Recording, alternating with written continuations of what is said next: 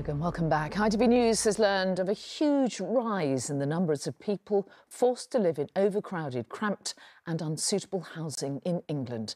Research given to us exclusively by the charity Shelter found that 1.5 million people living in overcrowded council and housing association homes. That's a rise of 40% in 5 years, and among that number of 730,000 children, an increase of 30%. In the latest of his special reports on the social housing scandal, here's our political correspondent, Daniel Hewitt. The Ahmed family are forced to make the most of every inch of the small space they have. In this cramped, crumbling two-bed home, a 15-year-old girl sleeps in a room with her two brothers aged 14 and 10. In the other, mouldy, damp bedroom, their parents share a bed with their 2-year-old toddler. There is no space, no privacy, and despite years of trying, no hope of finding anywhere bigger. My heart tears apart when I see them sleeping together on the floor because I couldn't provide them a bed because there's no space. My kids, they are not sleep. When they wake up, they say, we couldn't sleep, Mama. We didn't have because of the dust and the mold. And when they wake up, and I'll just... It's hard. With more than 2 children of a different sex, aged over 10, sharing a room, the family is officially overcrowded. But their landlord, Barnett Homes, has a 3-year wait on bigger properties, and the only one alternative they can offer is too far from the children's school. I don't get that much sleep. When I go to school in the morning, I'm just really tired and sometimes just lack in schoolwork and stuff like that. And the number of families in social housing forced to live like this is rising dramatically. There isn't a single council that does not have a housing waiting list. Just with a massive shortage of homes, we've left it to the marketplace to try and build as many as they can. It simply doesn't work. And so, in North London, as 7-year-old Denny, 15-year-old Scarlett and Kira, aged 13, have grown up, they've outgrown this tiny 2-bedroom flat where none of them have their own room to sleep in. This is my room. I sleep here with Denny. With your son? Yeah. Mum Gemma has been on the housing waiting list for 13 years. Her landlord, Sanctuary Housing, accepts they're overcrowded but has nowhere else for them, and Gemma can't afford anywhere bigger. What do you feel about sharing the room with your mum? Thumbs down. As I'm older now, I just want to be in a place where I don't have to share with my little brother or sister, and sometimes I feel embarrassed to have my friends around. When I'm studying or doing my work, it's kind of hard to get peace and quiet. Almost 750,000 children are right now living the same struggle. The government has promised to build 180,000 affordable new homes in the next 5 years, but many, many more are needed if these struggles are ever to end. Daniel Hewitt, ITV News.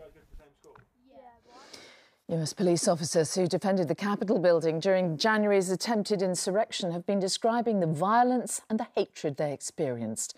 4 officers gave evidence to a congressional committee investigating what happened.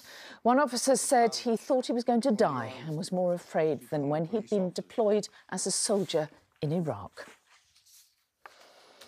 Here, the Prime Minister's urging people to remain cautious and not to jump to conclusions as new coronavirus infections continue to drop. Latest figures show 23,500 UK cases in the past 24 hours. That's a fall of 30% week on week. And our health editor, Emily Morgan, is here. All right, well, figures are down. Is the Prime Minister right to urge caution? Yeah, I mean, I think if anyone is agreeing on anything at the moment, it is that we just have to be cautious. We saw this really dramatic rise in cases during the Euros. We're now seeing a really dramatic drop in cases. So scientists and ministers agree that we just shouldn't overinterpret that data. It's just too tempting to say that COVID is over. And ministers are really worried we've all got COVID fatigue, so we're going to be lulled into this false sense of security. But the scientists I've been speaking to today say that it would be extraordinary if we didn't see another surge in cases after restrictions have been lifted. And of course, that only happened a week ago. So the next few days are really crucial. And that is a sentiment that the Prime Minister also shared this morning. We're 6 days into some better figures, but it is very, very important that we don't allow ourselves to run away with premature conclusions about this. The Step 4 of the opening up only took place a few days ago. People have got to remain very cautious. And if you needed a reminder that things aren't over, you only need to look at the deaths today. 131 today, the biggest number since March. OK, Emily, thank you. And finally, the 96-year-old who proves every day is a learning day, whatever your age. Archie White has become Britain's oldest university graduate after receiving his BA degree in fine art. He says he hopes to inspire others to appreciate the beauty of life. Neil Connery met the old master, who's young at heart. Like any new graduate, Archie White is proud to show off his work. A degree in fine art at the age of 96. His energy, like his paintings, knows no limits. It vibrates. You can sense that there is more than earth and rock and so on. It is alive. The former solicitor, who retired at 92, had a stroke 5 years ago. He says age is no barrier. If you truly wish to do something, age is irrelevant.